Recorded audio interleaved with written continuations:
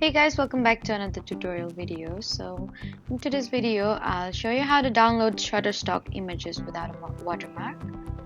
So if you've seen websites or tools claiming they can remove Shutterstock watermarks for free, then here's what you should know. The watermark is there because the image is licensed content, and removing it without authorization isn't a legitimate way to opt in the image. The proper way to get a Shutterstock image without a watermark is to license or purchase the image through Shutterstock. So first, you need to find the image you want on Shutterstock, then select the appropriate licensing option and complete the purchase or download process.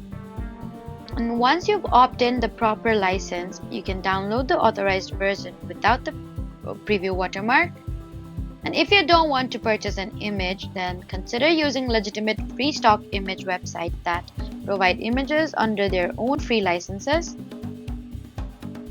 So that was the legal way to get Shutterstock images without watermark. Please do not forget to like, comment, and subscribe for more helpful tutorials. Thank you for watching.